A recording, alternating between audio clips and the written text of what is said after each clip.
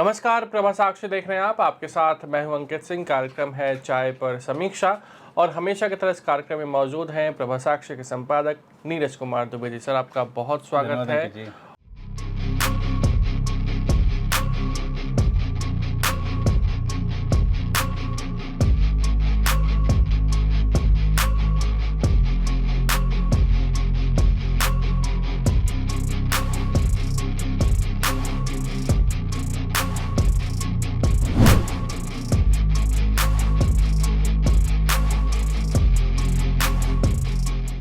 2 दिवसीय दौरे पर भाजपा के राष्ट्रीय अध्यक्ष नितिन नवीन उत्तर प्रदेश में हैं।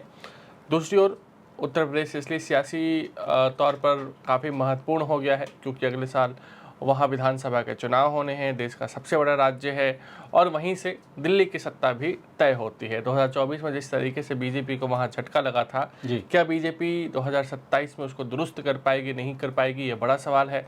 इसलिए कि जिन राज्यों में ज़्यादा झटका लगा था, जैसे कि हरियाणा हो गया, महाराष्ट्र हो गया, वहाँ बीजेपी ने खुद को दुरुस्त तो कर लिया। बंगाल में भी दुरुस्त किया, लेकिन क्या बीजेपी उत्तर प्रदेश में दुरुस्त कर पाएगी, नहीं कर पाएगी, इस पर सबकी निगाहें रहने वाली हैं। लेकिन नितिन नवीन जब उत्तर प्रदेश पहुँचे, उसके बाद से लगातार बैठकों का जो दौर है वो शुरू हो चुका है और तमाम संगठन से लेकर जो मंत्री हैं, मुख्यमंत्री हैं, सबसे उनकी बातचीत हुई है। तो उत्तर प्रदेश में बीजेपी की तैयारी ऐसे समय में तेज होती हुई दिखाई दे रही है जब राम मंदिर का भी मुद्दा गर्म है। देखिए, उत्तर प्रदेश में नितिन नवीन पहुंचे हैं तो हमने देखा कि हाल ही में जो उत्तर प्रदेश में बीजेपी की नई पार्टी की कार्यकारिणी है वो घोषित की गई है। पार्टी के जो पदाधिकारी हैं उनको उन्होंने संबोधित किया। नितिन नवीन ने मार्गदर्शन दिया कि कैसे आगामी जब चुनाव होंगे तो हमको किस तरीके से चुनाव अभियान को आगे बढ़ाना है, सरकार के कामों को कैसे लेकर जनता के बीच तक जाना है और जो नकारात्मक मुद्दे उठे हैं उन पर किस तरीके से काबू पाना है और ये बताना है कि सरकार, जैसे कि राम मंदिर मुद्दे का आपने जिक्र किया, तो सरकार जो है जो चंदा चोर हैं उनको बख्शेगी नहीं।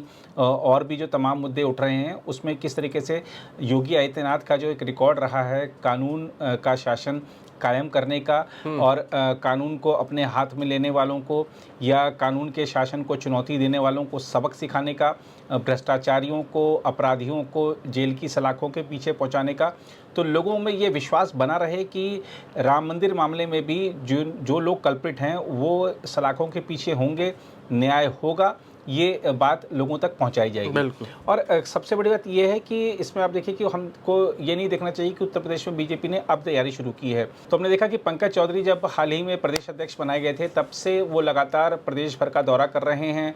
दोनों डिप्टी सीएम, खुद सीएम लगातार जिलों के दौरे पर रहते हैं। लखनऊ में उनकी उपस्थिति कम रहती है, जिलों में ज़्यादा नज़र आते हैं और किस प्रकार से सरकार विभिन्न क्षेत्रों में काम कर रही है और किस तरीके से चाहे सरकारी नौकरियों में भ्रष्टाचार खत्म किया गया हो या जो योजनाओं का लाभ जनता तक पहुंचाने की बात हो कि किस तरीके से बिना किसी बिचौलिए के सीधा जो प्रत्यक्ष लाभ है जनता तक पहुंचा है, उस दिशा में सरकार ने क्या काम किए, ये बातें जनता तक लगातार पहुंचाई जा रही हैं।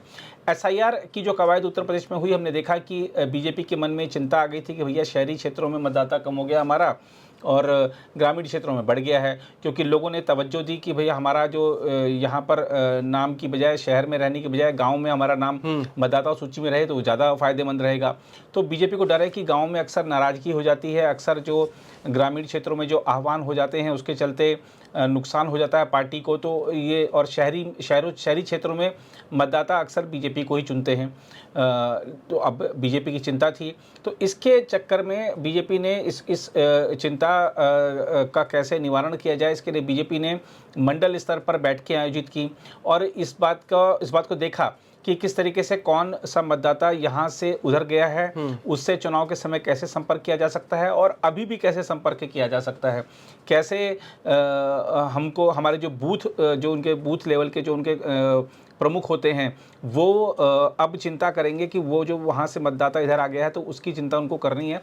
तो ये सारा का सारा काम, ये कवायद लंबे समय से चल रही है। छोटी बैठकें हुई हैं, बड़े स्तर पर बैठकें हुई हैं, दिल्ली में बैठकें हुई हैं, लखनऊ में बैठकें हुई हैं। तो ये जब जिलों में मंत्री, मुख्यमंत्री, उप मुख्यमंत्री रहते हैं तो वो भी इन सब चीज़ों पर ध्यान रखते हैं कि चुनाव में आगे हमको कैसे जाना है। तो ये जो हमारा बेस वोट बैंक है वो हमारे से टूट ना जाए, बिखर ना जाए, छिटक ना जाए, इस बात की चिंता कर रहे हैं। तो संगठन स्तर पर लगातार बीजेपी चिंता कर रही है। और जब नितिन नवीन जब वहाँ पहुँचे हैं तो उनके समक्ष कोई इस बात की रणनीति नहीं बन रही है वहाँ पर कि अब उनको ये जो SIR की कवायद होती है उसके बाद उनको क्या करना है।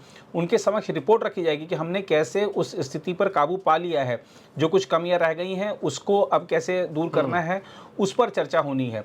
तो बीजेपी बहुत क्योंकि अभी प्रभारियों की भी नियुक्ति होनी है जी, तो बीजेपी बहुत लंबे समय से तैयारी कर रही है चुनाव की, और इसीलिए आत्मविश्वास में भरे नजर आते हैं मुख्यमंत्री योगी आदित्यनाथ। भले ही राम मंदिर का जो मुद्दा है, हमने देखा कि किस तरीके से वो पूरे देश भर में, खासतौर पर क्योंकि मामला ऐसा है तो हर सनातनी की आस्था जो है उसको चोट पहुंची ही है, और मुख्यमंत्री ने आश्वस्त किया है। और जिस तरीके से वो आत्मविश्वास से भरे नज़र आते हैं, उनको पता है कि जनता इस बात पर विश्वास करती है कि अगर हमने कह दिया है कि दूध का दूध पानी का पानी होकर रहेगा, अगर हमने कह दिया है कि कोई भी दोषी कितना भी बड़ा व्यक्ति क्यों ना हो बख्शा नहीं जाएगा, तो वो बात एकदम सत्य होगी। इसलिए जनता विश्वास कर रही है।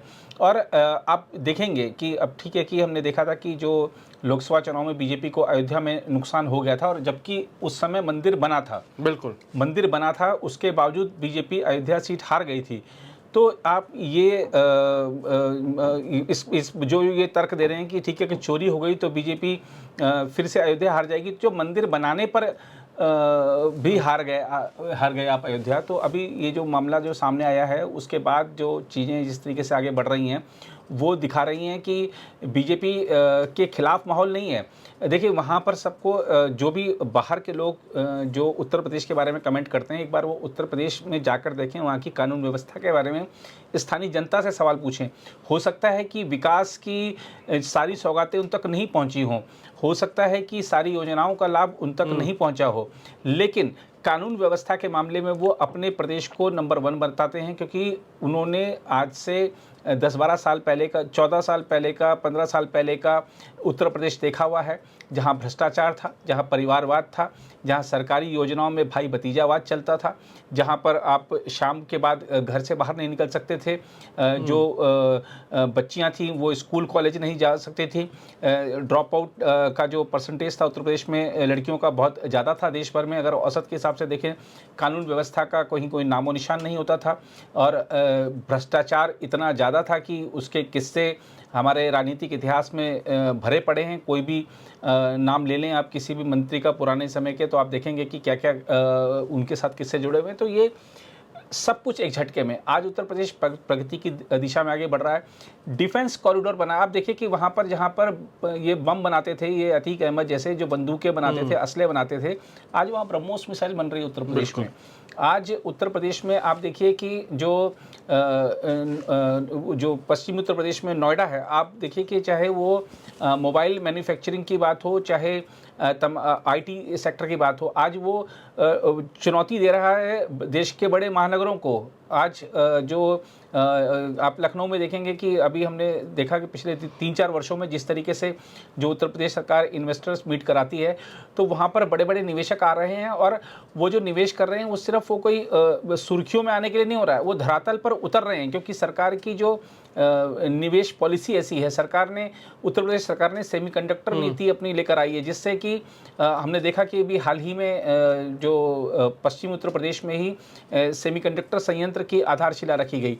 हमने देखा कि उत्तर प्रदेश में अगर आप देखेंगे कि जब योगी आदित्यनाथ के आने से पहले अगर आप हवाई अड्डों की बात कर लें, तो आज जब उनको 10 साल लगभग होने जा रहे हैं, तब आप देखेंगे कि उत्तर प्रदेश में उनको जितने विरासत में मिले थे हवाई अड्डे, आज उससे 4-5 गुना ज़्यादा हवाई अड्डे उन्होंने बना कर दिए हैं प्रदेश को। तो प्रदेश जो है उत्तर प्रदेश, ये विकास देखा है इसने, और इस विकास का एहसास भी हुआ है, और जो डर था अपराधियों का वो दूर हुआ है। तो ये दिखा रहा है कि बाहर से कमेंट कर देना बड़ा आसान है कि एक मुद्दा जो आ गया है उससे योगी आदित्यनाथ को नुकसान हो जाएगा या बीजेपी को नुकसान हो जाएगा, ऐसा नहीं है। आप एक बार उत्तर प्रदेश आकर देखिए, उत्तर प्रदेश में जरा लोगों से बातचीत करके देखिए, तब आपको एहसास होगा। और विधानसभा चुनाव, लोकसभा चुनाव में मुद्दे भी बहुत अलग होते हैं। योगी आदित्यनाथ की छवि को लेकर, उनकी कार्यशैली को लेकर कोई सवाल है ही नहीं। बिल्कुल।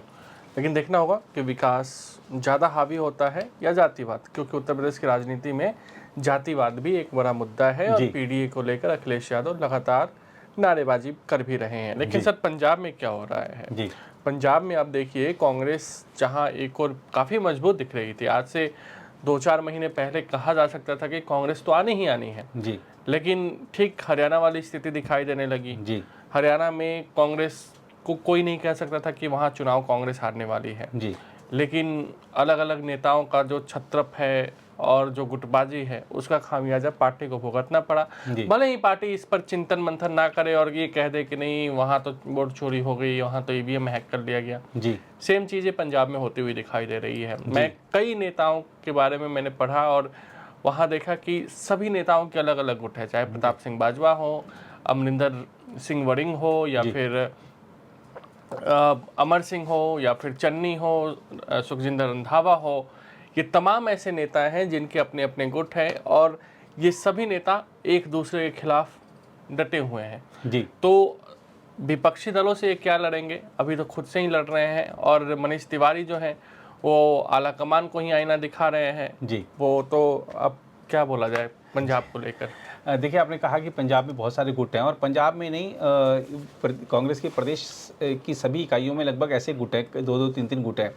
ये गुट तब तक रहेंगे जबकि नहीं, मतलब पार्टियों में गुटबाजी भी ठीक है, कई बार अच्छी भी चीजें हैं जी। कि किसी गुट को कमजोर करने के लिए किसी गुट को, और सभी पार्टियों में गुटबाजी होती है। मध्य प्रदेश में भी है, बीजेपी में भी है, सॉरी, मध्य प्रदेश में हमने देखा है, कई राज्यों में भी है। लेकिन जब पार्टी की बात होती है, जब जीत की बात होती है, तो ये गुटबाजी खत्म हो जाती है। या जब आला कमान का डर होता है तब ये गुटबाजी नजर नहीं आती है। लेकिन कांग्रेस के नेताओं में क्या आला कमान का खौफ नहीं है? क्या डर नहीं है? नहीं, वो खौफ नहीं है। जैसा आपने भी बताया कि बीजेपी में गुटबाजी होती है, लेकिन वो चुनाव के समय खत्म हो जाती है। वो इसलिए क्योंकि आप अंतर देखिए कि कांग्रेस में क्यों गुट इतने सारे आपस में एक दूसरे को चुनौती भी देते हुए दिखते हैं, क्योंकि कांग्रेस में सिर्फ राज्यों में गुट नहीं है, वहाँ पे केंद्र में भी गुट है। वहाँ पर राहुल गुट है, प्रियंका गुट है, उस गुट में अलग अलग लोग, बड़े बड़े नेता केंद्र के भी और प्रदेशों के भी शामिल हैं। तो जब तक वहाँ दिल्ली में जो आला कमान है वहाँ पर गुटबाजी नहीं खत्म होगी, तब तक प्रदेशों में गुटबाजी रहेगी। केंद्र में आपने जैसा बताया कि अब बीजेपी में भी राज्यों में गुटबाजी है, लेकिन केंद्र में क्या कोई गुटबाजी है? बीजेपी में नहीं है। वहाँ एक नाम है और उस नाम के इर्द गिर्द सारी पार्टी चलती है, सारी सरकार चलती है, इसलिए राज्यों में गुटबाजी तुरंत खत्म हो जाती है। तो आप देख सकते हैं कि जो पंजाब में जिस तरीके का अब चुनाव के करीब आते के साथ ही ये सब चीज़ें हो गई हैं। जब ऐसा ये तब होता है जब लगता है कि सत्ता तो सामने है, सिंहासन सामने है, जो मुकुट है वो सामने रखा है और ये तो मुझे ही मिलना चाहिए। अब मुझे ही मिलना चाहिए, ये बात हर कोई सोचता है। मुकुट एक है, एक अनार 100 बीमार वाली जो स्थिति है वो हर एक जगह कह सकते हैं कि झगड़ा करा देती है। तो यही झगड़ा हम पंजाब में देखने को मिल रहा है। 2022 से 21 में भी हमने यही देखा था। जी, चरणजीत सिद्धू वर्सेस अमरिंदर। उस चक्कर में कांग्रेस का वहाँ बंटाधार हो गया। 117 में 18 सिर्फ। अब यहाँ पर ये जो चीज़ें, जो इस तरीके की जो चीज़ें पंजाब में देखने को मिल रही हैं, इससे कांग्रेस को बड़ा नुकसान होने वाला है। एक नुकसान तो ये कि जनता देख रही है कि ये पार्टी खुद आपस में लड़ रही है, तो ये हमारे लिए क्या काम करेगी। ये अगर सत्ता में आ भी गए तो सीएम तो एक ही आदमी बनेगा, लेकिन झगड़ा फिर 5 साल होता रहेगा। आम आदमी पार्टी को दुनिया ने, पंजाब की जनता ने देख लिया और इस मौके का फ़ायदा जो पंजाब में कांग्रेस में हो रहा है, इस मौके का फ़ायदा उठाने के लिए बीजेपी एकदम बेकरार है, वो बिल्कुल बेताब है। अगर जो हमने देखा कि रंधावा साहब ने अमित शाह जी से मुलाकात करी है, आने वाले दिनों में और भी हो सकता है कि कुछ पंजाब कांग्रेस के नेता वहाँ पर बीजेपी से मुलाकात करें। पंजाब के कांग्रेस के कई बड़े नेता, दबाव बनाने की टैक्टिस है, दबाव बनाने की टैक्टिस भी है और हो सकता है कि वो बीजेपी में अगर वो आ जाएं तो कोई बहुत बड़ी बात नहीं होगी। वो जहाँ से गुरदासपुर से सांसद हैं वो बीजेपी का गढ़ भी है। हालांकि इस बार बीजेपी वहाँ पे हार गई थी क्योंकि सनी देओल ने चुनाव नहीं लड़ा था वहाँ से। तो अब वो सनी देओल ने काम नहीं किया था। वो गए ही नहीं थे भांस, वो गए ही नहीं थे। तो वो, लेकिन वो जो इलाका है, मैं क्योंकि उस इलाके में बहुत घूमा हुआ हूँ, हम वहाँ पर देखते हैं कि अगर बीजेपी वहाँ पर विनोद खन्ना का इतना प्रभाव है कि हर व्यक्ति उनके नाम पर ही वोट दे देता है। सनी देओल ने भी विनोद खन्ना के नाम पर ही वहाँ पर वोट लिए थे। तो और धर्मेंद्र ने भी उस समय मेहनत की थी जी। और इसलिए ये भी बात आ रही थी कि शायद विनोद खन्ना के फैमिली से भी शायद उनकी पत्नी और उनके बेटे टिकट मांग रहे थे, लेकिन तो अब बीजेपी ने जिसको भी टिकट दिया था लेकिन वो हार गए थे और वहाँ से रंधावा जीत गए थे। रंधावा को पता है कि अगला चुनाव में अगर बीजेपी प्रभावी हो गई तो मेरे लिए थोड़ा मुश्किल हो जाएगी, तो वो पाला बदलने में देरी नहीं कर सकते हैं, वो पाला बदल सकते हैं। और हमको ये भी देखना होगा कि उसी गुरदासपुर से और वहाँ के पंजाब के कांग्रेस के बड़े नेता रहे जो सुनील जाखड़, वो बीजेपी में आ गए। बिल्कुल आ चुके हैं। कई सारे नेता जो कि कांग्रेस से पाला बदलकर बीजेपी में, अभी जो वहाँ पर बीजेपी के प्रदेश अध्यक्ष बनाए गए ढिल्लों, वो भी कांग्रेस के विधायक रह चुके हैं। तो बहुत सारे नेता जो उधर से इधर आए हैं, उनका संपर्क वहाँ बना हुआ है, वो कभी भी पाला बड़ी संख्या में करवा सकते हैं, पाला बदल करवा सकते हैं। तो कांग्रेस को ये देखना चाहिए कि अगर आपको वहाँ सरकार बनानी है, पंजाब में सिर्फ स्थितियाँ अनुकूल होने भर से पार्टी नहीं जीत जाती, पार्टी संगठन को भी एकजुट रहना पड़ता है। हरियाणा में क्या हुआ था, स्थितियाँ अनुकूल थी, पार्टी संगठन एकजुट नहीं था, चुनाव हार गए। और गुटबाजी जो केंद्र की भी थी, और आपने वहाँ पर जिस तरह से शैलजा को आपने साइड में करने का प्रयास किया, हुड्डा गुट को आगे किया, आगे से केंद्र से सब कुछ चल रहा था ना खेल, तो पब्लिक ने देखा और वहाँ पे भारी पड़ गया वो। तो यही चीज़ पंजाब में भी हमको देख रहे हैं कि वहाँ पर होती दिख रही है। और जिस तरीके से राष्ट्रीय सुरक्षा को बीजेपी ने पंजाब में मुद्दा बना लिया है, पंजाब की जनता देख रही है कि बंगाल में सरकार बनते के साथ ही शुभेंदु अधिकारी ने सीएम की कुर्सी संभालते ही जो बाड़ लगाने के लिए बांग्लादेश बॉर्डर पे जमीन बीएसएफ को सौंपनी शुरू कर दी, बाड़ लगाने का काम शुरू हो गया, घुसपैठियों की संख्या कम हो गई, घुसपैठियों को खदेड़े जाने लगा। तो नेशनल सिक्योरिटी पे जिस तरीके से अमित शाह ने बॉर्डर एरिया वाले जो स्टेट्स हैं उनका दौरा किया, और पंजाब सीमावर्ती राज्य है, जिस तरीके से हम देखते हैं कि जो नशे की खेप वहाँ से पाकिस्तान से इस तरफ आती है, ड्रग्स आते हैं, जो हथियार आते हैं, जो माहौल बिगाड़ने की कोशिश की जाती है। हाल के दिनों में हमने देखा कि कुछ विस्फोट की घटनाक्रम भी सामने आए। तो ये सब जो चिंताजनक स्थितियां हैं, पंजाब हमारे लिए हमारे देश के लिए एक समृद्धि का प्रतीक राज्य है, बिल्कुल, है ना। तो वहाँ पर माहौल बिगाड़ने की जो साजिश है, उसको रचने वालों को जवाब देने के लिए एक ऐसा सीएम चाहिए, एक ऐसी सरकार चाहिए जो राष्ट्रवादी सोच की हो और जो एक्शन लेने में संकोच नहीं करे।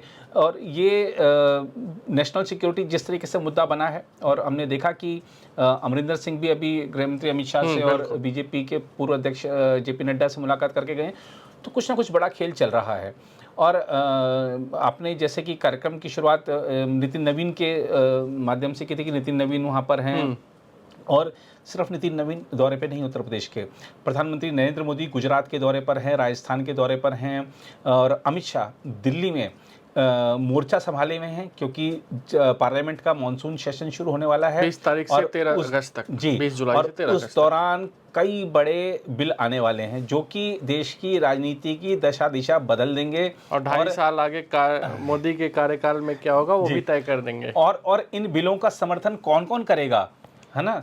हमने अभी जो बजट सत्र में देखा था कि किन किन ने समर्थन नहीं किया था, इस बार कौन कौन करेगा, इस पर भी देश की राजनीति आगे बढ़ने वाली है। तो ये राजनीतिक गतिविधियों के लिहाज से कह सकते हैं कि बहुत ज़्यादा महत्वपूर्ण दिन चल रहे हैं सब। बिल्कुल, तो देखना दिलचस्प होगा कि आने वाले मानसून सत्र में, जैसा कि सर ने संकेत दिया, क्या होता है, और बहुत कुछ दिलचस्प भी होने वाला है। तो सरकार जो है वो आगे बढ़ती हुई दिखाई दे रही है तमाम बिलों को लेकर। दूसरी ओर जो चुनावी राज्य हैं वहाँ भी तैयारियाँ पार्टियाँ करने में जुटी है। तो हम तमाम खबरों पर इसी तरीके की चर्चा करते रहेंगे। फिलहाल आज के चाय पर समीक्षा कार्यक्रम में इतना ही। अगले सप्ताह आपसे फिर मुलाकात होगी। तब तक मुझे अंकित सिंह और प्रभा साक्षी के संपादक नीरज कुमार दुबे को दीजिए इजाजत। नमस्कार। अगर आप भी लेना चाहते हैं देश दुनिया की तमाम जानकारी, तो आज ही सब्सक्राइब करें हमारे चैनल को। साथ ही नीचे दिए बेल आइकन को जरूर दबाएं ताकि हर अपडेट आप तक पहुंच सके।